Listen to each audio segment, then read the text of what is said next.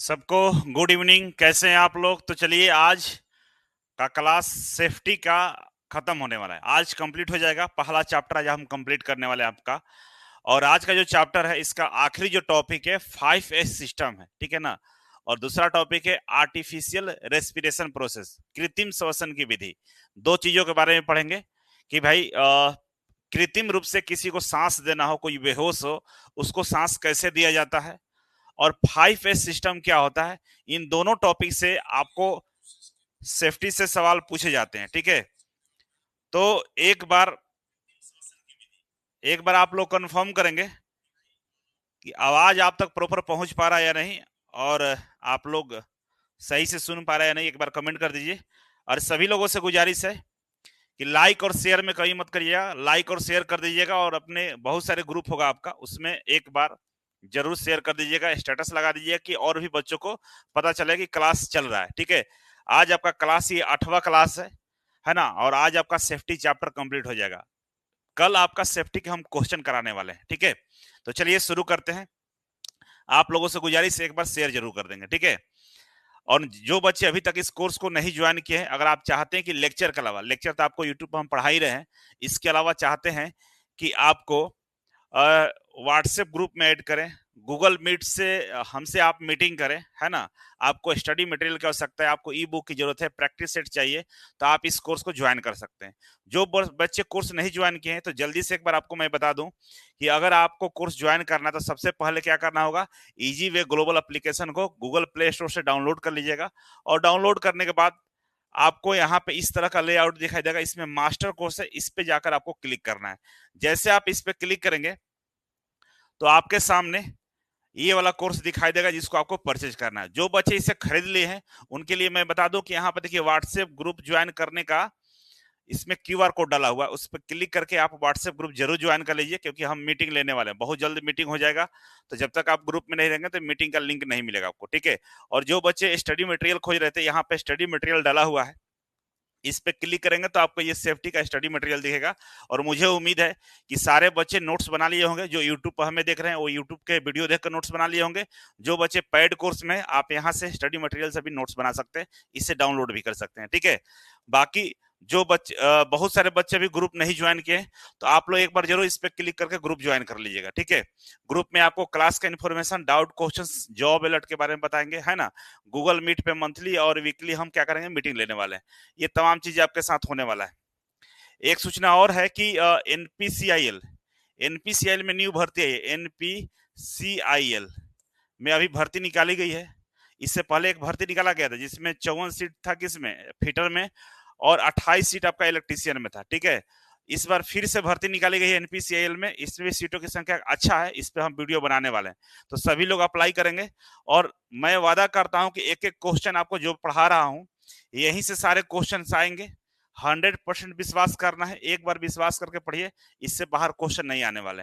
और मैं इस चैप्टर के बाद, जैसे चैप्टर कंप्लीट होगा, तो मैं इतना क्वेश्चन करवा दूंगा कि वो जितना भी अभी तक इस चैप्टर से क्वेश्चन पूछा गया हो, सब क्वेश्चन का आपको सोल्यूशन मिलने वाला है, ठीक है। तो चलिए आज का क्लास शुरू करते हैं। आज का जो क्लास है, वो है आर्टिफिशियल रेस्पिरेशन प्रोसेस के बारे में, ठीक है। क्या है? आर्टिफिशियल रेस्पिरेशन प्रोसेस और कृत्रिम श्वसन की विधि। इसको क्या बोलते हैं हम लोग हिंदी में? कृत्रिम श्वसन की विधि बोलते हैं। तो देखिए, यहाँ पे दो विधियां पढ़ाई जाती, एक सिल्वेस्टर, जिनका नाम है सिल्वेस्टर विधि, ठीक है। और एक होता है शेफर विधि। मतलब कोई व्यक्ति बेहोश हो जाता है चोट लगने की वजह से, या कंपनी में काम करते करते वीकनेस के वजह से बेहोश हो जाता है, तो उसको सांस लेने में तकलीफ होता है। तो सांस लेने में जब तकलीफ होता है, उसको सांस देने की जो प्रक्रिया होती है ना, उसको आर्टिफिशियल रेस्पिरेशन प्रोसेस बोलते हैं, या कृत्रिम श्वसन की विधि बोलते हैं। इसको सबसे पहले दो वैज्ञानिकों ने बताया था कि इस तरीके से अगर आप किसी को सांस देंगे, तो उनकी जो सांस लेने की क्षमता है वो बढ़ जाएगी, और आदमी मरेगा नहीं। जिनका नाम है सिल्वेस्टर साहब और शेफर साहब, दो लोगों ने बताया था, ठीक है। अब कई सारी विधियां आ गई है, टेक्नोलॉजी बढ़ गया है, उसके वजह से कई सारे आविष्कार हो गए हैं। तो ये विधि उपयोग में नहीं लाई जाती है, लेकिन ये सिखाया जाता है कि इमरजेंसी कंडीशन में इसका उपयोग आप कर सकते हैं, ठीक है। तो आइए इस विधि के बारे में पढ़ेंगे। जो पहला विधि है, वो है हमारा सिल्वेस्टर विधि। जो पहला विधि है हमारा सिल्वेस्टर विधि है, ठीक है। और इसके स्टेप को हम लोग समझते हैं। पहले कि ये बता दें आपको, सिल्वेस्टर विधि कृत्रिम श्वसन की एक ऐसी मैनुअल तकनीक है। मैनुअल मतलब हाथ से करने वाला। सिल्वेस्टर विधि कृत्रिम श्वसन की मैनुअल विधि है। मैनुअल पर जो हाथों से करके हम लोग चेक करते हैं उसको मैनुअल बोलते हैं। कई सारे विधि होती है जैसे मशीन के द्वारा भी हम सांस देते हैं, ऑक्सीजन देते हैं ना, हॉस्पिटल में जो एडमिट होता है ना, जो वेंटिलेटर पर होता है उसको ऑक्सीजन दे देते हैं, किससे? मास्क लगा देते हैं। बहुत सारे मशीन है उससे हम ऑक्सीजन देते हैं। लेकिन ये सिल्वेस्टर विधि मैनुअल विधि है, मतलब अपने हाथों के द्वारा उसको सांस देना है, ठीक है। मैनुअल विधि है जिसका उपयोग उन मरीजों में सांस लेने में सहायता के लिए किया जाता है। जिसको सांस नहीं ले पा रहा है उनको सहायता के लिए हम इस विधि का प्रयोग करके उनको सांस देते हैं, ठीक है ना। जो सांस नहीं ले पाता उसको सांस देने का प्रयास हम लोग सिल्वेस्टर विधि से करते हैं, ठीक है। इसका आविष्कार कब हुआ था भाई? तो देखिए इसका आविष्कार इसे 19वीं शताब्दी में डॉक्टर हेनरी रॉबर्ट सिल्वेस्टर द्वारा विकसित किया गया था, है ना। जो वैज्ञानिक थे जिन्होंने बनाया था वो डॉक्टर थे, उनका नाम था हेनरी रॉबर्ट सिल्वेस्टर। इनके द्वारा इस विधि का इजाद किया गया था, ठीक है। आइए इसके बारे में समझते हैं, ठीक है। मतलब वन बाय वन स्टेप समझते हैं। पहला स्टेप क्या है कि रोगी को सपाट लिटाएं, पोजीशन ऑफ पेशेंस पेटेंट, ठीक है। तो रोगी को क्या करते हैं? पीठ के बल सपाट सतह पर लिटाया जाता है। रोगी को हम लोग क्या करते हैं? पीठ के बल, मतलब पीठ नीचे पीछे होना चाहिए, ऐसे मुंह ऊपर होना चाहिए, इसके बल हम लोग रोगी को लिटाते हैं। जैसे यहाँ पे इस वीडियो में देखिए, तो ये सोया हुआ है, मुंह इसका ऊपर की तरफ है, तो रोगी को हम किस कैसे सुलाएंगे? पीठ के बल लिटाएंगे, जिसमें मुंह ऊपर होना चाहिए, ठीक है ना। तो रोगी का पोजीशन क्या रहेगा कि रोगी सोया रहेगा लेकिन मुंह इसका ऊपर की तरफ होगा, ठीक है। अब दूसरा है कि उसके सिर के नीचे एक तकिया या कपड़ा रखकर थोड़ा ऊंचा करेंगे ताकि वायु मार्ग खुला रहे। इसके सिर क्या होगा? जब नीचे चला जाएगा, हाँ तकिया नहीं लगेगा तो सिर क्या होगा? नीचे हो जाएगा। तो जो सांस लेने का वायु मार्ग है, जो हमारा एयरवे है, नाक और मुंह, ये नीचे की तरफ जाकर तो ब्लॉकेज हो सकता है। तो हम लोग क्या करेंगे? इसके सर के पीछे तकिया या कोई ऐसा चीज लगा देंगे जिसका सर इसका ऊपर की तरफ रहे, ठीक है। ये दो काम करेंगे। रोगी के पोजीशन के लिए हम दो काम करेंगे। पीठ के बल लिटा देंगे, मतलब चेहरा ऊपर की तरफ रहेगा, और दूसरा उसको उसका जो सर है उसके पीछे तकिया कोई ऐसा वस्तु रख देंगे जिससे उसका सर थोड़ा सा ऊपर की तरफ रहे, ठीक है। दो काम ये करना है। तो पोजीशन समझ लिया, रोगी का पोजीशन क्या रहेगा। अब आते हैं ऑपरेटर की स्थिति। जो उसको इलाज करने वाला उसको ऑपरेटर बोलते हैं या डॉक्टर बोलते हैं, है ना। तो जो डॉक्टर इलाज करेगा उसका स्थिति क्या रहेगा? वो कहां पर रहेगा? उसका पोजीशन क्या रहेगा? तो डॉक्टर का भी पोजीशन उसके पीछे रहेगा। देखिए ये जो डॉक्टर है जो इसका इलाज करेगा ये इसके सिर के पीछे रहेगा। ये रोगी सोया हुआ है, ठीक है। इसका मुंह देखिए ऊपर की तरफ है, लेकिन जो डॉक्टर है इसके सर के पीछे है, ठीक है। तो इसमें क्या होता है कि ऑपरेटर जो सहायक होता है रोगी के सिर की ओर खड़ा हो या घुटने के टेक कर बैठे। ये ऑपरेटर या तो घुटना टेक कर बैठ जाए या खड़ा रहे, दोनों में से कोई कर सकता है। खड़ा कब रहेगा? जब रोगी हमारा ऊंचाई पे हो और आप नीचे हो तो खड़ा रहिएगा। रोगी अगर जमीन पर लेटा हो तो आपको घुटने के बल ऐसे बैठकर उसके पीछे रहना होगा, ठीक है। तो ये ऑपरेटर की स्थिति हो गई। अब हाथों की स्थिति क्या रहेगा? हैंड आपका कैसे होना चाहिए? तो हैंड के लिए, आवाज आ रही है ना बाबू? तो हैंड के लिए क्या होता है कि हाथ कैसे रखना है? तो आपको रोगी की कलाइयों को पकड़कर उसके हाथों को छाती पर क्रॉस रखे। देखिए रोगी की कलाई है, इसको पकड़ लीजिए, है ना। कलाई को पकड़ उसे छाती पर क्रॉस करके रखना है, ऐसे रखना है। देखिएगा ये क्रॉस करके रखा हुआ है, इसको ऐसे कर लेना है। और यहाँ पे कलाई इसको बोलते हैं, ठीक है ना, यहाँ वाला कलाई बोलते हैं इसको। कलाई को पकड़ के ऐसे करके तो उसको दबाइएगा, ठीक है। क्या करना है? ऐसे करके दबाना है। तो छाती पर रखेंगे, क्रॉस करके रखेंगे, ठीक है। छाती पर दबाव डाले। नेक्स्ट स्टेप क्या होगा कि छाती पर दबाव डाले, कंप्रेस करना है, ठीक है। रोगी के हाथों को छाती की ओर दबाएं ताकि छाती सिकुड़े और हवा बाहर निकले। जब दबाइएगा तो अंदर फेफड़ा होगा, उसका सिकुड़ेगा तो हवा बाहर निकलेगा। और छोड़िएगा तो, ये दबाव छोड़िएगा तो क्या होगा? छाती एक्सपेंड करेगा, फैलेगा, उससे हवा आपका अंदर की तरफ जाएगा, ठीक है। तो ये काम करना है आपको। स्टेप को ध्यान रखिएगा। सबसे पहले हमने क्या किया कि भाई रोगी को लिटाया, मुंह ऊपर किया, पीठ के बल रोगी रोगी लिट गया। इसके बाद क्या किया? तकिया के वजह तकिया रखकर उसके सर को थोड़ा सा ऊपर किया। इसके बाद जो हमारा डॉक्टर है, डॉक्टर साहब पीछे बैठ गए, घुटनों के बल बैठे। जब रोगी नीचे लेटा है या लेटा हुआ है, अगर रोगी नहीं लेटा हुआ है तो इस तरह से डॉक्टर खड़ा रहता है, खड़ा होकर उसको इलाज करता है, ठीक है। इसके बाद क्या हुआ? हाथ आपको उसके कलाइयों को पकड़कर उसके छाती पर क्रॉस में से हाथ रखना है और छाती पर दबाव डालना है, कंप्रेस करना है, दबाना है, जिससे अंदर की जो हवा है बाहर निकले, ठीक है। यहां तक काम कर दिया हमने। इसके बाद क्या करना है? हाथों को ऊपर और ऊपर बाहर की तरफ खींचे, हाथों को आप ऐसे दबाए थे, इसके बाद हाथ को ऐसे ऊपर खींचना है, ऊपर खींचकर ऐसे पीछे की तरफ ले जाना है। तो पीछे की तरफ जैसे जब ले जाएंगे तो ये छाती क्या होगा, एक्सपांड करेगा, बाहर की तरफ आएगा। बाहर की तरफ जब आएगा तो आपका जो फेफड़ा होगा वो फैलेगा, फैलेगा तो आपके मुंह और नाक से हवा अंदर की तरफ खींचेगा। ठीक है, इससे क्या होगा कि उसके अंदर हवा प्रवेश करेगा। ठीक है, अब इस प्रक्रिया को बार बार दोहराना है, मतलब 12 से 15 बार आपको प्रति मिनट करना है। 1 मिनट में 12 से 15 बार इस प्रक्रिया को करना है। ठीक है ना, तो आप 15 चौका 60 होता है, मान ली 15 मान के चले, 15 भागा 60 भागा 15 करे तो 15 चौका 60 होता है।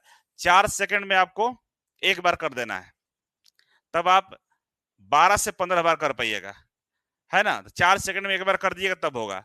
तो बाबू आपको 1 मिनट में 12 से 15 बार आपको इस प्रक्रिया को अपनाना होगा। ठीक है, अब नोट लिखा हुआ नोट 1 और नोट 2 को ध्यान दीजिएगा। नोट 1 क्या है कि यह विधि उन रोगियों के लिए उपयोगी है जिनमें हृदय की धड़कन तो हो लेकिन सांस ना आ रही हो।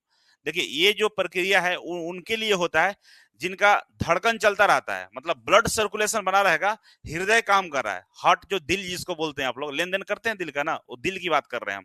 जिसका दिल सही हो, मतलब धड़क रहा हो, ब्लड सर्कुलेशन बॉडी में बना हो, केवल सांस नहीं ले पा रहा हो, उसमें काम आएगा, उनके लिए है। अगर मान लीजिए जिसको सांसें नहीं आ रहा है, सॉरी जिसका हृदय ही नहीं काम कर रहा है, हार्ट खराब हो गया है, हार्ट अटैक आ गया है, वो उसका हार्ट काम नहीं कर रहा, ब्लड सर्कुलेशन नहीं है, तो फिर ये सांस देने से कोई मतलब नहीं है। ठीक है, अगर रोगी की नब्ज नहीं है तो सीपीआर दीजिए। अगर मान लीजिए उसका हृदय काम नहीं कर रहा है, मान लीजिए उसका हार्ट काम नहीं कर रहा, तो हार्ट नहीं काम कर रहा तो उसको सीपीआर देने का प्रयोग करिए। ठीक है ना, सीपीआर के लिए हम लोग ऐसे क्रॉस करके छाती को दबाते हैं कस के। ठीक है ना, उसको सीपीआर बोलते हैं, सीपीआर आपको दिखा देंगे आगे। ठीक है, तो इस तरह से आपको सिल्वेस्टर साहब ने बताया था। और शॉर्ट में बता दें कि सिल्वेस्टर साहब की जो कहानी ये है कि रोगी को लिटाइए, मुंह ऊपर रहेगा, तकिए के सपोर्ट से उसका सर को थोड़ा ऊपर कर लीजिए, आप रोगी के सिर के पीछे बैठिए और उसके छाती को क्रॉस करके दबाइए, हाथ को कलाइयों को पकड़कर। ठीक है, फिर हटाइए, यही काम करना है आपको। ठीक है, तो ये इन्होंने कौन बोला, ये हमारे सिल्वेस्टर साहब ने बताया था। ठीक है, इन्हीं के आसपास में एक और वैज्ञानिक हुए थे जिनका नाम था सेफर, जिनका नाम क्या था, सेफर विधि। अब इन दोनों में कोई अंतर नहीं, इन्होंने सारा प्रक्रिया सेम बोला है, बस इतना ही बोल दिया है कि भाई रोगी का मुंह नीचे कर देना है। देखिए रोगी का मुंह नीचे है, ये देखिए ये लड़की है, इसका मुंह किधर, नीचे की तरफ है, इसको भी, ये भी बेहोश हो चुकी है, इसको भी कृत्रिम श्वसन देने की प्रक्रिया अपनाई जा रही है। ठीक है, तो रोगी का दोनों में देखिए मुंह नीचे की तरफ है, और उसमें हम छाती को दबा रहे थे, इसमें पीठ को दबाना है। देखिए पीठ को दबा रहा होगा, दबा रहा है ना पीठ को। तो सेफर साहब ने सिल्वेस्टर साहब का कॉपी किया, कॉपी इस तरीके से किया कि भाई उल्टा कर दिया, है ना, इसको घुमा दिया। अब देखो यहाँ पे बोला कि इस विधि में, कौन से, सेफर विधि में रोगी को आंधे मुंह, आंधे मुंह मतलब वक्ष के बल, मतलब वक्ष मतलब छाती के बल लिटाया जाता है। बोलते हैं ना कि आंधे मुंह गिर गया, मतलब मुंह नीचे था और गिर गया, तो आंधे मुंह मतलब मुंह नीचे की तरफ रहेगा, वक्ष के बल मतलब छाती आपका नीचे रहेगा, वक्ष मतलब छाती होता है, छाती नीचे की तरफ रहेगा, आपको लिटाना, इस कंडीशन में आपको लिटाया जाएगा, जिस कंडीशन में इसको लिटाया गया है। ठीक है, बाहों की बाहों को सिर की तरफ रखा जाता है। जो बाह होता है रोगी का, देखिए ये रोगी का बाह है, किधर है, सिर की तरफ है, तो बाह को किधर करेंगे हम, सिर की तरफ कर देते हैं। इसमें भी देखिए इसका बाह फोल्ड किया हुआ, लेकिन सर की तरफ भी है। ठीक है, लेकिन ये खुला होना चाहिए, यहाँ तकिया रखना चाहिए इसके मुड़ी के नीचे। ठीक है, इस विधि में रोगी के ऊपरी भाग के वस्त्र को ढीला कर देना चाहिए। अगर रोगी कोई टाइट वस्त्र पहना है, उसके वस्त्र को ढीला कर देना चाहिए। ठीक है, रोगी के वस्त्र को ढीला कर देना चाहिए। ठीक है, दोनों में, सिल्वेस्टर साहब में भी वस्त्रों को ढीला करना होता है और इसमें भी करना होता है। ठीक है, रोगी के पीठ की तरफ बैठकर दोनों हाथों से उसकी पसलियों को दबाना चाहिए। किधर बैठेंगे आप, रोगी के पीठ के तरफ बैठेंगे। देखिए ये अभी घूम कर इधर आ जाए, इसके पीठ की तरफ बैठेगा, ये नहीं बैठा है ना, ये गलत बैठा है, इधर नहीं बैठना है, रोगी के पीठ की तरफ बैठना है, ये सही बैठा हुआ। ठीक है ना, इधर बैठना है, ऐसे बैठना है। सिल्वेस्टर साहब में हम लोग इधर बैठते थे, किधर, उसके सर की तरफ। सेफर में हम लोग उसके पीठ की तरफ बैठते हैं। ठीक है, ध्यान रखिएगा दोनों में अंतर कितना है कि सेफर वाला में हम पीठ की तरफ बैठते हैं और सिल्वेस्टर वाला में उसके सर की तरफ बैठते हैं। ठीक है, इससे रोगी के फेफड़ों की हवा बाहर निकल जाती है। ठीक है, उसको पसलियों को दबाएंगे तो जो फेफड़ा का हवा होगा बाहर निकल जाएगा। ठीक है, ये प्रक्रिया इस तरह से हम लोग अपनाते हैं। हम आगे बढ़े तो यहाँ पे क्या है कि इसके बाद अपने हाथों को पसलियों से हटाकर रोगी को पीठ को दबाना चाहिए। पसली से हटाकर आप इसको पीठ के दबाएंगे तो जैसे ही दबाव पीठ से हटता है रोगी की सांस अंदर प्रवेश करती है। और इस प्रक्रिया को 1 मिनट में 10 से 12 बार करना चाहिए या 12 से 15 बार करना चाहिए। ठीक है, यही दोनों प्रक्रिया है जिसके बारे में हम अभी चर्चा कर रहे हैं। ठीक है, तो आप बताइए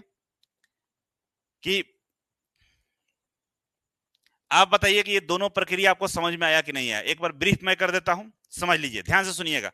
पहला विधि हमने पढ़ा कृत्रिम श्वसन की विधि, जिसको आर्टिफिशियल रेस्पिरेशन प्रोसेस बोलते हैं। इसमें दो वैज्ञानिकों का चर्चा है, पहला है सिल्वेस्टर साहब और दूसरा है शेफर साहब।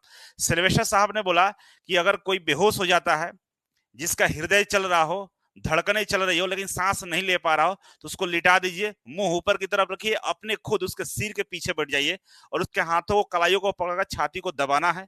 ठीक है, और हटाना है और फिर हाथ को पकड़ पीछे की तरफ खींचना है। उससे क्या होगा, उसकी स्वतः श्वसन प्रक्रिया शुरू हो जाएगी।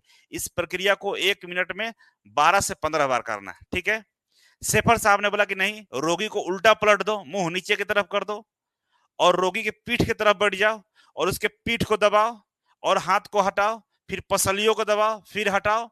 उससे क्या होगा कि रोगी को स्वतः सांस आना शुरू हो जाएगा। और इस प्रक्रिया को 1 मिनट में 10 से 12 बार या 12 से 15 बार करना चाहिए। बस यही दोनों विधि है। तो दोनों में केवल बैठने का तरीका का अंतर है, एक में सर की तरफ बैठना और एक में पीठ की तरफ बैठना है, एक में छाती को दबाना है और एक में पीठ को दबाना है, बस इतना ही है। ठीक है, आप बताइए, कमेंट करिए आपको समझ में आया कि नहीं आया। अगर नहीं समझ में आया तो एक बार फिर से हम बताने का प्रयास करेंगे, लेकिन कमेंट करके जरूर बताइए हमें। ठीक है, और सभी बच्चों से गुजारिश है कि लाइक की संख्या कम नहीं होना चाहिए। ठीक है, अगर समझ में आ रहा है, मजा आ रहा है तो एक बार कमेंट करिए। माया बाबू, मोनू कुमार अंडरस्टैंड, बिल्कुल। मुस्कान सिंह, मुस्कान 5वां बार पढ़ रही है। मोनू अब भाग मत जाना, ऐसे ही बोले हैं। डिजिटल स्टडी टेक्नीशियन में टेक्निकल सिलेबस बिल्कुल रहेगा। चलो भाई, समझ में आ रहा है। पूजा कुमारी गुड, मिस्टर सोना अंकित सनी आ गया, ओके गुड, बहुत बढ़िया, सबको समझ में आ गया।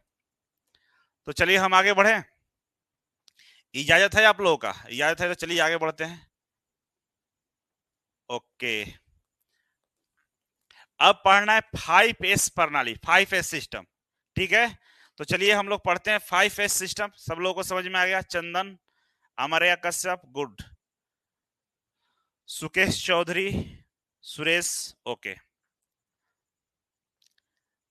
दिया ज्योति सर फर्स्ट पर पढ़ रहे हैं, अच्छा फर्स्ट टाइम पढ़ रहे हैं, ओके यस। मुस्कान यस ओके। चलिए, तो 5S सिस्टम के बारे में पढ़ेंगे हम लोग, 5S प्रणाली के बारे में पढ़ेंगे हम लोग। ठीक है, अब देखिए 5S प्रणाली क्यों बनाया गया, इसके पीछे थोड़ा सा लॉजिक है, इस लॉजिक को समझिए। ठीक है, इसके बाद हम लोग डिटेल्स में इसका अध्ययन करेंगे। ये बात है 1935 का, जब यूरोप में औद्योगिक क्रांति की शुरुआत हुई थी। सबसे पहले इंडस्ट्री, उद्योग धंधा कहाँ लगा था? यूरोप में लगा था। ठीक है ना, यूरोप में औद्योगिक क्रांति की शुरुआत हुआ था, जो 1935 के आसपास की बात है। ठीक है, और एक एशिया का देश था जिसका नाम था जापान। और जापान अचानक से इतना तेजी से बढ़ रहा था कि पूरी दुनिया की निगाह उस पर हो गया था कि भाई ये छोटा सा देश समुद्र के किनारे पड़ता है, जो टापुओं का समूह है। समुद्र में कई सारे टापू होते ना, कई सारे टापुओं को मिलाकर एक देश जापान, ना उसके पास सही से कोई व्यवस्था है और अचानक से इतना तेजी से कैसे ग्रो कर रहा है, क्या कर क्या रहा है। हम लोग पूरे यूरोप में इतने उद्योग धंधे लगाए हैं, लेकिन जापान हमसे पीछे से ये आगे निकलता जा रहा है। आज देखिएगा बड़े बड़े जो ब्रांड है ना, जापानीज ब्रांड आपको दिखेंगे, गाड़ियों का बहुत बड़ी बड़ी ब्रांड है जो जापान की है, इलेक्ट्रॉनिक्स की बड़ी बड़ी ब्रांड सब जापान की है। तो विश्व के लोगों ने जब जापान से पूछा कि भाई काम कैसे करते हो, हम लोग भी काम कर रहे थे, लेकिन तुम यार इतने तेजी से आगे बढ़ रहे हो कि मतलब समझ में नहीं आ रहा है कर क्या रहे हो। तो जापान ने बताया कि हम, हमारे पास जो काम करने का तरीके वो 5 तरीके हैं, 5 चीजों को हम ध्यान में रखकर काम करते हैं, कोई भी काम। और उस 5 चीजों के मदद की वजह से हम इतने तेजी से आगे बढ़ रहे हैं। ठीक है, तो लोगों ने जानना चाहा कि वो 5 तरीका क्या है आपका, कौन से वो 5 तरीके जिसकी वजह से आप काम करते हैं। तो इन्होंने अपने 5 तरीके को बताया कि 5 तरीका क्या है जो जापानी लैंग्वेज में है, जो जापानी लैंग्वेज में। देखिए 5 तरीका ये बताया कि भाई मेरे पास सीरी है, सीटोन है, सीसो है, सी केतसु है, सी केसु के है। ठीक है, ये 5 तरीका है। समझ में नहीं आएगा, ये जापानी भाषा है, ठीक है। तो जापानी भाषा में ये 5 शब्द बताया कि 5 शब्दों की वजह से हम इतना दूर तक आगे बढ़े हैं। तो लोगों ने इसका ट्रांसलेशन शुरू किया, तो इंग्लिश वालों ने इंग्लिश ट्रांसलेशन कर लिया और हिंदी वालों ने हिंदी ट्रांसलेशन कर लिया कि भाई ये 5 तरीका है इनका, चलो इसको हम लोग अपना लेते हैं, ठीक है। तो इसी इसी 5 शब्दों को लेकर, ये 5 शब्द है, इसी 5 शब्दों को लेकर हमने बोला कि 5S सिस्टम हमारे पास क्या है, 5S सिस्टम है। और इसी 5S सिस्टम के तहत हम काम करते हैं। इसके वजह से हमारी उत्पादन क्षमता बढ़ी हुई है, हमारा पावर बढ़ा हुआ है और हम तेजी से आगे विकास कर रहे हैं, ठीक है। तो देखिए यहाँ पे इंग्लिश में 5S सिस्टम आपको यहाँ पे दिखाई दे रहा होगा, इसके बारे में डिटेल्स में हम बात करेंगे। तो चलिए 1 बाय 1 करके हम लोग समझ लेते हैं, ठीक है। और यहाँ से प्रश्न पूछता है, ध्यान रखिएगा। 5S प्रणाली एक जापानी कार्य प्रणाली है जिसका उपयोग कार्यस्थल को व्यवस्थित, साफ सुथरा और कुशल बनाने के लिए किया जाता है। क्या बोल रहा है कि 5S प्रणाली जापानी कार्य प्रणाली है, जापान की है, और इसका हम उपयोग कहाँ करते हैं, कार्यस्थल पर करते हैं, जहां पे व्यवस्थित रूप से काम करना हो, साफ सफाई रखना हो और कुशल बनाने के लिए हम इसका प्रयोग करते हैं, ठीक है। और बोला कि यह लीन मैन्युफैक्चरिंग और कुल गुणवत्ता प्रबंधन का एक महत्वपूर्ण हिस्सा है। लीन मतलब क्या होता है, लीन मैन्युफैक्चरिंग का जो मैन्युफैक्चरिंग सेक्टर, वहां पर लीन मैन्युफैक्चरिंग वर्ड यूज किया जाता है, ठीक है ना। तो मैन्युफैक्चरिंग इंडस्ट्री हो या गुणवत्तापूर्ण काम करना, बहुत अच्छे तरीके से आपको प्रोडक्ट को बनाना है, वहां पे हम इसका प्रयोग करते हैं और इसका एक महत्वपूर्ण हिस्सा है, ठीक है। यह शब्द जापानी भाषा से लिया गया है, सही है, जापान का ही बात करें तो जापानी भाषा से ही लिया गया है, ठीक है। अब आइए ये 5 शब्दों का हम मीनिंग समझते हैं, ठीक है। 5 शब्दों का मीनिंग क्या है भाई, तो पहला शब्द है हमारा सीरी, ठीक है। और सीरी को हिंदी में छाटना बोलते हैं, जिसको शॉर्ट करना कहा जाता है। सीरी को हिंदी में छाटना बोलते हैं और इंग्लिश में शॉर्ट बोला जाता है। इसका मतलब होता है अनावश्यक वस्तुओं को हटाना और केवल जरूरी चीजों को रखना, ठीक है। हम इसका मतलब ये भी है कि जैसे आप देखिएगा, आज से पहले जो मोबाइल हुआ करता था उसमें अंटीना भी होता था ऊपर, ठीक है ना, क्या होता, अंटीना होता था। अब धीरे धीरे मोबाइल देखिए अंटीना गायब हो गया, मोबाइल पहले इतना बड़ा आता था, अब इतना छोटा सा हो गया मोबाइल। तो क्या हुआ कि जो अनावश्यक चीज था उसको हम लोग हटाते गए। तो कोशिश ये करना होता कि जितना कम से कम पार्ट्स में आप काम कर लिए, जितना कम चीजों को इस्तेमाल करके आप चीजों को बनाइए, उससे क्या होगा, प्रोडक्ट बढ़िया बनेगा, लोग उसका इस्तेमाल बढ़िया तरीके से करेंगे, है ना। पहले टीवी इतनी बड़ी आती थी, देखे थे ना, पीछे इतना बड़ा निकला होता था, लेकिन अब एलसीडी आ गया, इतना पतला सा टीवी आता है। तो जो अननेसेसरी चीजें, जो हमारा जरूरत का नहीं था, उसको हमने धीरे धीरे हटाते गया और चीजों को छोटा कर दिया। तो हमेशा फोकस करना है चीजों को छोटा करने पे, ठीक है। पहला ये हुआ। दूसरा सीटोन, सीटोन मतलब सुव्यवस्थित करना, set in order, set in order, ठीक है ना। सेट इन ऑर्डर का मतलब ये हुआ कि मान लीजिए हमने एक मोबाइल खरीदा, है ना, मान लीजिए हमने एक मोबाइल खरीदा और मोबाइल में सबको पता है कि यहाँ पे स्पीकर है, यहाँ पे बैटरी है, यहाँ पे इसका मदरबोर्ड है, ये सबको पता होना चाहिए, ऑर्डर में होना चाहिए। ये नहीं कि आप सैमसंग का लिए तो उसका बैटरी कुछ और है, नोकिया वाला का कुछ और है। एक एग्जांपल और मैं बताता हूं, जैसे पहले जो जितने मोबाइल कंपनियां थी सबका चार्जर अलग होता था, आप जो मोबाइल खरीदेगा उसका चार्जर अलग, यहाँ तक कि नोकिया का कई सारे अलग अलग वेरिएंट थे, सब में चार्जर अलग था, पतला पिन, मोटा पिन, चौड़ा पिन, अलग टाइप के चार्जर आते थे। लेकिन सरकार ने इसको हटा दिया कि नहीं, सेट इन ऑर्डर में रखना है, कि आपको चार्जर का एक ही जैसा चार्जर होना चाहिए, एक ही जगह उसका स्लॉट होना चाहिए, है ना, जहां पे बैटरी हो तो वहां पर बैटरी लगना चाहिए। तो सबको एक ऑर्डर में कर देना है कि कोई भी टेक्नीशियन हो, कोई भी इंसान हो, आसानी से समझ ले और इस चीजों को कर ले। तो क्या करना है, सेट इन ऑर्डर में चीजों को रखना है हमेशा, ठीक है। नेक्स्ट है सीसो, मतलब साफ सफाई। साइन मतलब क्या होता है, चमकीला होता है, साइन मतलब चमकीला। चमकीला कैसे होगा, जब साफ सफाई होगा तब ना चमकेगा। तो आपको साफ सफाई भी आवश्यक है, चमकीला होना, शाइनिंग होना चाहिए। मान लीजिए मोबाइल खरीदने गए और मोबाइल देखने में बहुत गंदा दिख रहा है, सही नहीं दिख रहा है, डिजाइन सही नहीं है, कोई खरीदेगा, कोई नहीं खरीदेगा। शाइनिंग होनी चाहिए, चमकना चाहिए, बढ़िया दिखना चाहिए, है ना, लुकिंग अच्छी होनी चाहिए। तो लुकिंग अच्छा होगा तभी सामान बिकेगा। तो सामान में साफ सफाई, शाइनिंग अच्छी होनी चाहिए, ठीक है। अब इसके बाद मानकीकरण, स्टैंडर्डाइज होता है, जिसका हिंदी होता है मानकीकरण, मानकीकरण, ठीक है ना, जिसका मतलब होता है मानकीकरण।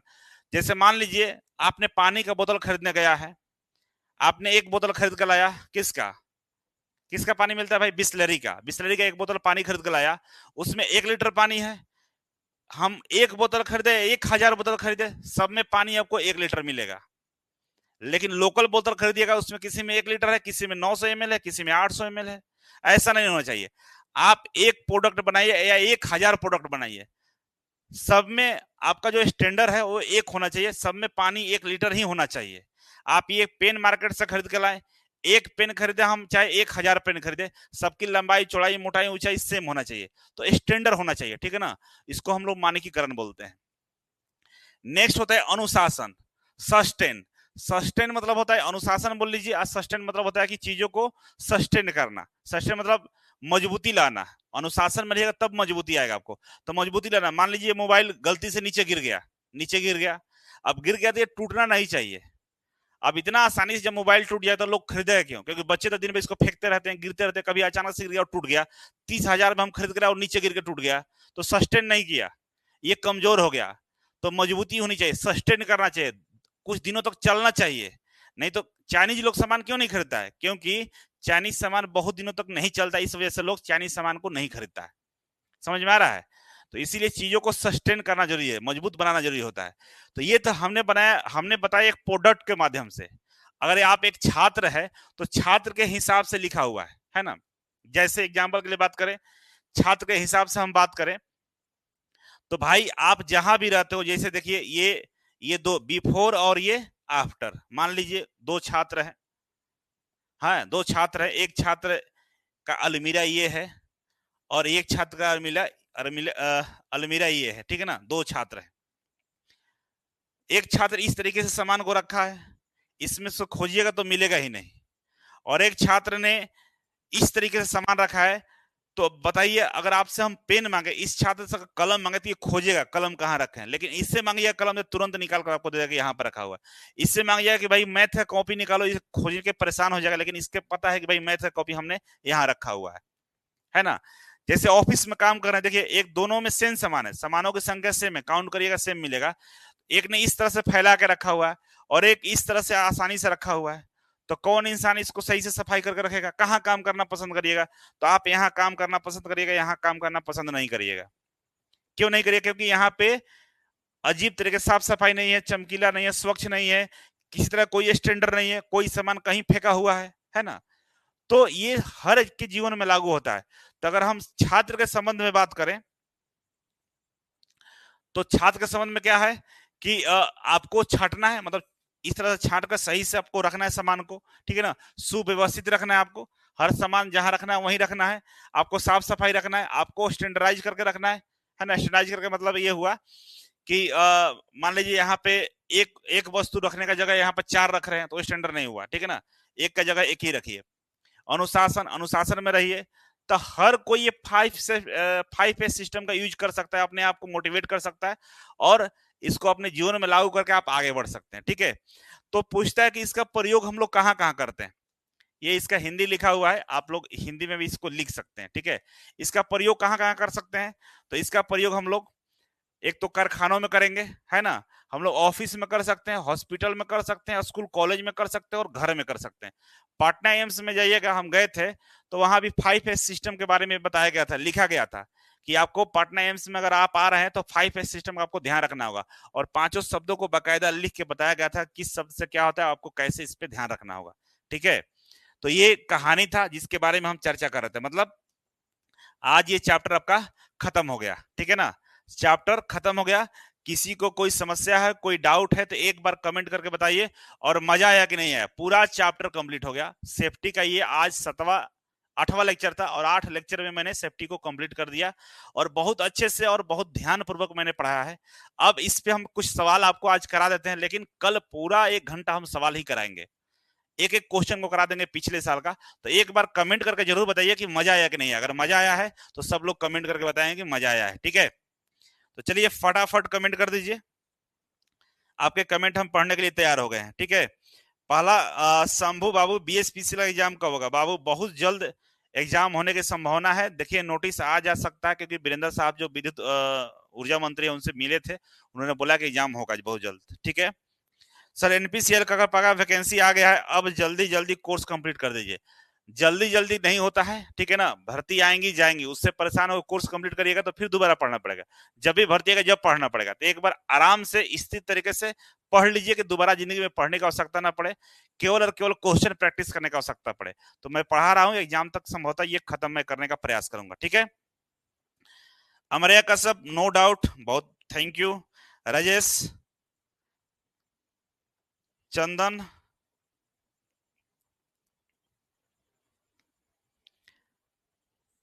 अंकित, सुकेश चौधरी, चलिए बहुत मजा आ गया सब लोगों को, थैंक यू सो मच। तो चलो बाबू आगे बढ़ते हैं, ठीक है। तो कुछ सवाल है, कुछ प्रश्न है जिसके बारे में आपको बताना होगा, ठीक है। आइए, पहला क्वेश्चन है आपके सामने स्क्रीन पे। क्वेश्चन क्या है कि 5S प्रणाली का मुख्य उद्देश्य क्या है। पहला क्वेश्चन क्या है कि 5S प्रणाली का मुख्य उद्देश्य क्या है। तो उत्पादन लागत बढ़ाना, कि कार्य क्षेत्र को व्यवस्थित, साफ और सुरक्षित बनाना, कि कर्मचारियों के काम के घंटे को कम करना, कि मशीनों की गति को बढ़ाना। एबीसीडी है, इसमें से कौन सा आंसर आपका सही है। एबीसीडी आप जरूर लिखिएगा, क्वेश्चन नंबर 1 है, 1 का एबीसीडी आप बताइए कौन सा सही है। एक बार सही से आप देख लीजिए कि 5S प्रणाली का मुख्य उद्देश्य क्या है। ये रेलवे में पूछा हुआ क्वेश्चन है कि उत्पादन लागत बढ़ाना, या कार्य क्षेत्र को व्यवस्थित, साफ सुथरा और सुरक्षित बनाना, कि कर्मचारियों के काम को घंटे को कम करना, या मशीनों की गति को बढ़ाना। क्या होगा।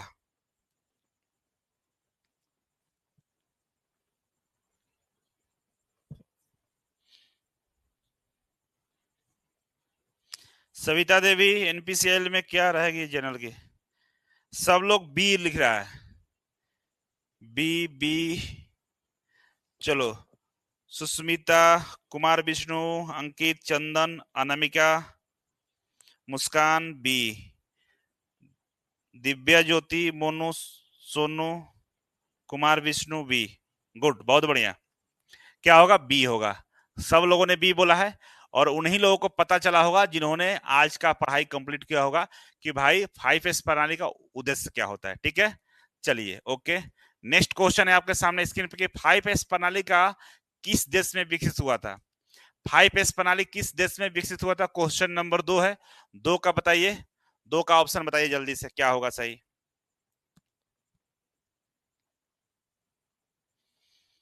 टिंकू कुमार 1 का बी। दूसरा का बताइए अजय बी। अब दूसरा दूसरा नंबर बताइए, 2 का लिखिएगा, 2 2 लिखिएगा ऐसे, 2 का ए, या 2 का बी, या 2 का सी, ऐसे लिखना है।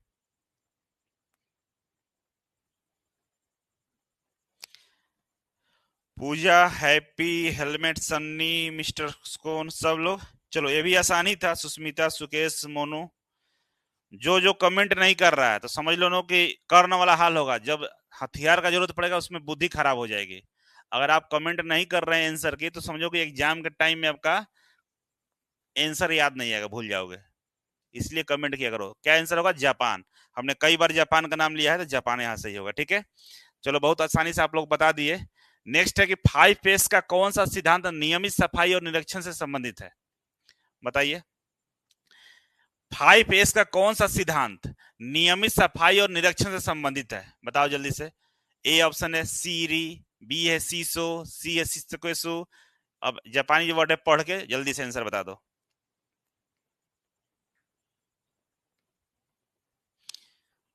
शक्ति कुमार बी, अनामिका दूसरा का बी, तीसरा है बाबू, तीसरा का बताओ। दूसरा नहीं, तीसरा का बताओ। मुकेश तीसरा का सी, अमर्या तीसरा का बी, शुभम कोरी तीसरा का बी, शेर शाह तीसरा का बी, मुस्कान 3 का बी, पूजा का 3 का सी, बी। तीसरा का कोई ए भी बोल रहा है भाई, ये बी होगा, ठीक है ना, सबका बी ही आंसर है। सीसो होगा, सीसो मतलब चमक होता है, चमक होता है, ठीक है ना।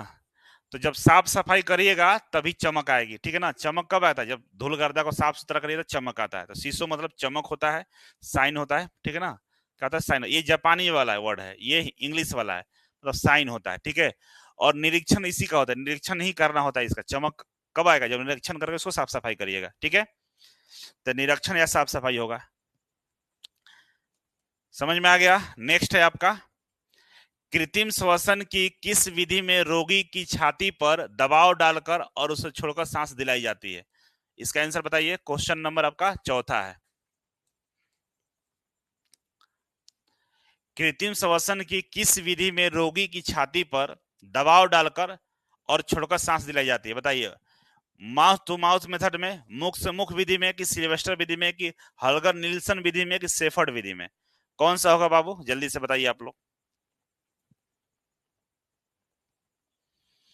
चौथा का बी सन्नी कुमार, मुस्कान चौथा का डी, विकास बी, मुस्कान चौथा का डी। क्यों, फिर भांग पी ली है क्या? माया बाबू चौथा का बी।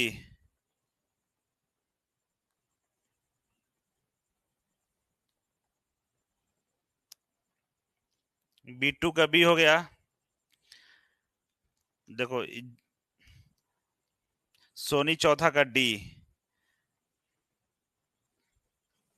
अभी भी आप लोग का आंसर गलत आ रहा है। एक बार फिर से विचार करिए जल्दी से, ठीक है ना? आप लोग आंसर गलत गलत बता रहे हैं, एक बार विचार करिए। देखिए, सिल्वेस्टर साहब में क्या होता है, सिल्वेस्टर साहब के बारे में हमने पढ़ा है। इसमें जो मुंह होता है, इसमें जो मुंह होता है ये ऊपर की तरफ होता है, और सेफर्ड वाला में जो मुंह होता है वो नीचे की तरफ होता है, नीचे की ओर होता है, ठीक है? तो जब मुंह नीचे हो तो छाती भी आपका क्या होगा, नीचे होगा। छाती भी, छाती नीचे होगा, होगा ना? इसमें छाती ऊपर होगा, होगा ना ऊपर।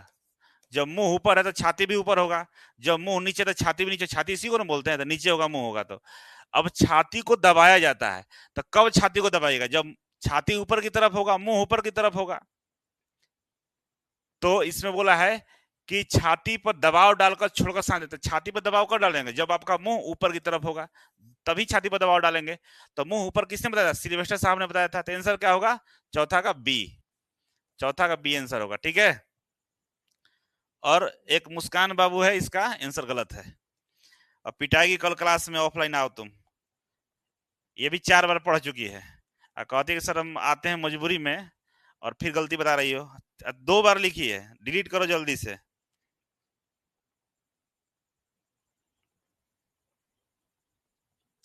ये नहीं पढ़ाना, ये पढ़ना नहीं हमको, और इसको भी नहीं पढ़ना, निल्सन भी नहीं पढ़ना है। ये माउथ टू माउथ सबसे आसान तरीका होता है सांस देने का। इसके बारे में मैंने ऐसे बता दिया, पढ़ाया नहीं गया, ये था ही नहीं सिलेबस में, ये तो है ही नहीं, ठीक है? स्वाति देवी, ठीक है? तो ये समझ गए आप लोगों ने? तो चौथा क्या होगा? बी होगा। सब लोग समझ गए होंगे। अब हम आगे बढ़ते हैं। नेक्स्ट है हमारा, कृत्रिम श्वसन की सेफर विधि में क्या शामिल है? बताइए इसको। कृत्रिम श्वसन की सेफर विधि में क्या शामिल है? क्या शामिल है भाई? रोगी को पेट के बल लिटाकर पीठ पर दबाव डालना, या रोगी के पीठ के बल लिटाकर सीने पर दबाव डालना, मुंह से मुंह सांस देना, या रोगी के हाथ पर हिलाकर सांस लेने में मदद करना? क्या होगा? कंफ्यूज हो गया? कंफ्यूज आते कल बताते हैं कंफ्यूजन तुम्हारा। शैलेश कुमार वर्मा, इस मंथ में बीएसपीसी एग्जाम अपडेट आ सकता है। बिल्कुल आने के चांस बहुत ज्यादा है। मुकेश पांचवा का सी, ये पांचवा है, क्वेश्चन नंबर 5 है। इसका ऑप्शन बताइए, पांचवा का क्या होगा भाई? सी। शेरशाह ए बोल रहा है, शुभम ए, स्वाति देवी ए, मया बाबू पांचवा का सी, बिट्टू कुमार पांचवा का ए, शुभम कोरी पांचवा का ए, विकास, सन्नी, मुस्कान, नवीन यादव, चंदन। तो सब लोग 5 का ए बोल रहा है। तो आइए समझते हैं। अब ये क्या है? सेफर विधि है। सेफर विधि में होता क्या है कि रोगी का जो मुंह होता है, सेफर विधि में रोगी का जो मुंह होता है वो नीचे होता है, नीचे के तरफ होता है ना जी, नीचे के तरफ होता है। तो इसमें ऑप्शन देखते हैं। अब नीचे की तरफ मुंह होगा तो पीठ कहां होगा, पीठ ऊपर होगा, पीठ किधर होगा, ऊपर होगा, यही होगा ना। चलो अब समझो, रोगी को पेट के बल लिटाकर पीठ पर दबाव डाला जाता है, ठीक ना। रोगी को पेट के बल बोलिए, छाती के बल बोलिए, मुंह के बल बोलिए, तीनों हमारा इधर ही है ना, मुंह छाती पेट, इसके बल लिटाइएगा तो पीठ ऊपर हो जाएगा, और सेफर में पीठ ही ऊपर होता है और पीठ पर ही दबाव डाला जाता है, तो पहला ही ऑप्शन सही है, ठीक है। अब बोला रोगी को पीठ के बल लिटाया जाता है, गलत है। ये तो किसमें, सिल्वेस्टर साहब में होता है, अभी पढ़े हम लोग, ये तो होता ही नहीं, ये नहीं होता है, तो मतलब पहला ही सही है, बिल्कुल राइट आंसर, ठीक है। सर आईटीआई का सभी चैप्टर, बिल्कुल सभी चैप्टर पढ़ाएंगे सुस्मिता। ये तो चलिए, आज ये चैप्टर कंप्लीट हो गया है, सेफ्टी चैप्टर कंप्लीट हो गया, सुरक्षा कंप्लीट हो गया, और आप लोग एक बार धन्यवाद हमको ही बोलिए और खुद को ही बोलिए कि मजे लेकर आपने पढ़ाई किया, और मुझे लगता है कि सारे सवाल का आप जवाब दे पाएंगे। जो बच्चे नोट्स बना रहे होंगे, जो बच्चे सीरियस होंगे, उनको इस चैप्टर से जो भी प्रश्न आएंगे किसी में कोई समस्या नहीं होने वाली है।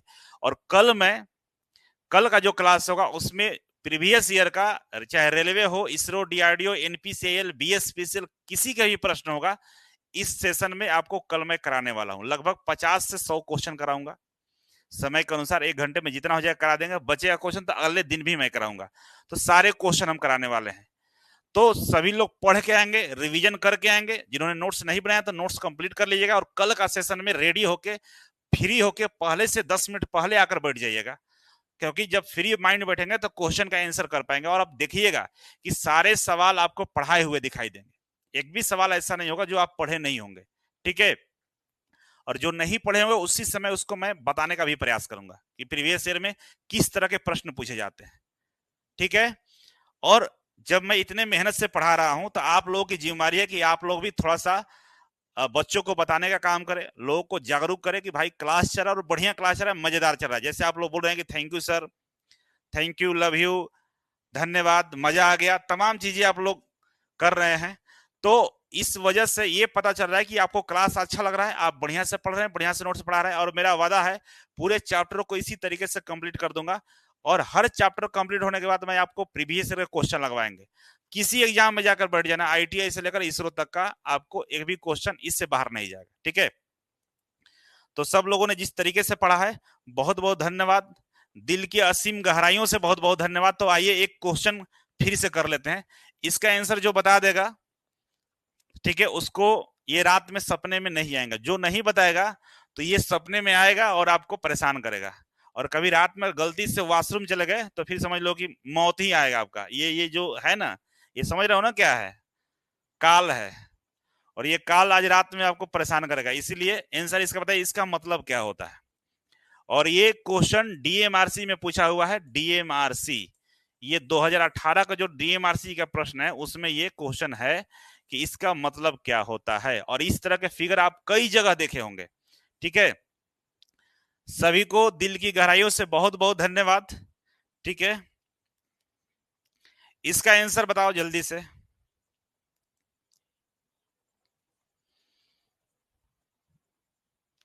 ये शैलेश कुमार वर्मा है, danger notice, Anamika Ranjan danger, Avinash खतरा का चिन्ह, चेतावनी, 20 पीस में धांधली नहीं होना चाहिए, बिल्कुल नहीं होगा।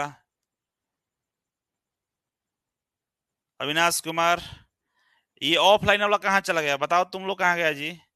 संजीव कुमार खतरा, चिंकू, दिव्या खतरा का सिंबल, ये खतरा का सिंबल तो बहुत सारा होता है, ये खतरा थोड़े ना है, खतरा का सब तो खतरे है, कौन सा खतरा नहीं है। मान लीजिए हम ऐसे बना देंगे और ऐसे है तो ये बिजली का झटका है, तो ये खतरा नहीं है, सब खतरा ही होता है। एक्चुअल नाम इसका क्या है, सुस्मिता डेंजर, टॉक्सिक, सनी टॉक्सिस, वाल्मीकि खतरा, वाल्मीकि खतरा तुमको दिख रहा है, danger, Chandan danger, Soni B, B अच्छा, जहर का खतरा के लिए डेंजर। देखिए इसके बारे में थोड़ा सा आपको बताते हैं, क्योंकि आप लोग जो आंसर कर रहे हैं मेरे ख्याल से वो सुटेबल नहीं है इसके लिए, ठीक है। इसका आंसर होता है जहरीला,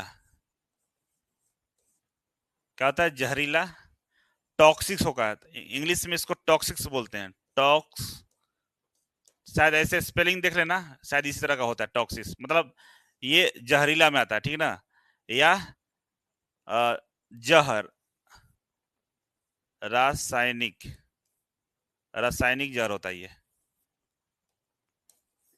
रासायनिक जहर, ठीक है, रासायनिक जहर होता है, ठीक है। तो ये जहरीला का सिंबल है, जहां भी केमिकल्स वाला होता है ना, जहां केमिकल्स का बात होता है जिससे आपको शरीर को नुकसान हो सकता है, उसका सिंबल के लिए इसको बनाया जाता है। कई जगह आप देखे होंगे, जो बड़े बड़े टैंकर होते हैं, गैस सिलेंडर वाले टैंकर होते हैं, उस पर भी ये सिंबल बना रहता है और खतरा लिखा रहता है, खतरा लिखा रहता है। ये लोग लिख देता है, लेकिन खतरा है इससे, ये खतरा ही है, लेकिन ये टॉक्सिक का जहरीला, वैसा जहर, इससे आदमी की मृत्यु हो सकती है। मतलब जहां भी चीजें ऐसा हो जिससे आपको मृत्यु हो सकती है, वहां ये बनाया रहता है, ये जहरीला है। जैसे ट्रांसफार्मर के आसपास जहां पे 36,000 वोल्टेज है, 11,000 वोल्टेज है, वहां पे ये बनाया रहता है, कहता है कि भाई ये जहरीला है, आपका हालत खराब हो जाएगा, मर जाइएगा। मतलब जहां मरने की कंडीशन हो, बचने की कोई गुंजाइश नहीं हो, वहां पर ये बनाया रहता है। चाहे कोई केमिकल्स हो, जहर का जो पुड़िया होता है, चूहा मारने वाला जो दवाइयां आती है, उस पर भी ये बना रहता है, ठीक है ना। तो जहां जहां भी बहुत ज्यादा खतरा हाई हो, वहां पे इसका फिगर बनाया रहता है, और इसका एक्चुअल मीनिंग होता है जहरीला या टॉक्सिक होता है, ठीक है ना, टॉक्सिक या जहरीला, ठीक है, याद रखिएगा, अन्यथा क्या हो जाएगा, एग्जाम में परेशानी हो जाएगी।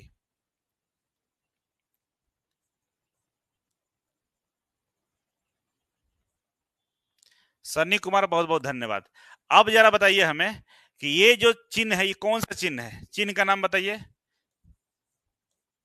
ये जो चिन्ह है, ये जो साइन है, ये साइन का नाम बताइए, ये कौन सी साइन है, ये साइन का नाम बताओ जल्दी से। सब लोग लाइक कर दो, बिल्कुल लाइक करो यार, इतने अच्छे से पढ़ा रहे हैं, इतना मेहनत से पढ़ा रहे हैं, लाइक करो।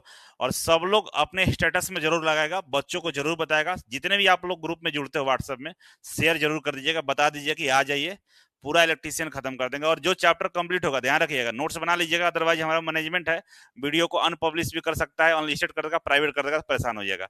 इसलिए अभी ऐसा कुछ नहीं हो रहा है, आप लोग जरूर जुड़िएगा, ठीक है। सबको लव यू, गुड नाइट, शुभ रात्रि। कोई प्रश्न है आपको पूछना है हमसे तो आप प्रश्न पूछ सकते हैं। चैप्टर हो गया समाप्त, और आज हो गया ये द इंड।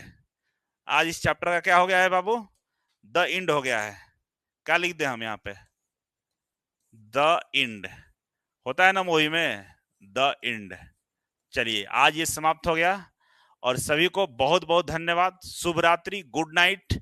कोई प्रश्न है तो आप हमसे पूछ सकते हैं। और ये वार्निंग साइन था, सब लोगों ने कमेंट किया है, ठीक है, वार्निंग साइन था, गुड, बहुत बढ़िया। अनुराग, अनामिका, मुकेश, अविनाश, ठीक है, द एंड हो चुका है सेशन। सब लोग शेयर करेंगे, लाइक करेंगे, और कल फिर आएंगे नहा धोकर, एकदम तैयार होकर, मुंड फ्रेश करके, छोला समोसा वगैरह खाकर बढ़िया से बैठ जाना। और कल का सारे प्रश्नों को आप एक साथ प्रैक्टिस कर लेना, देख लेना, नेवर बिफोर, आज के पहले ऐसा नहीं हुआ होगा। और इस चैप्टर को एकदम इतना इतना आसानी से याद कर लोगे कि दोबारा पढ़ने की आवश्यकता नहीं पड़ेगा, मुझे यही लगता है। और सभी लोगों को बहुत बहुत धन्यवाद, गुड नाइट, शुभ रात्रि, लव यू। सोइए बढ़िया से, खूब मेहनत करिए, नोट्स बनाइए, बाय। थैंक यू जुड़ने के लिए।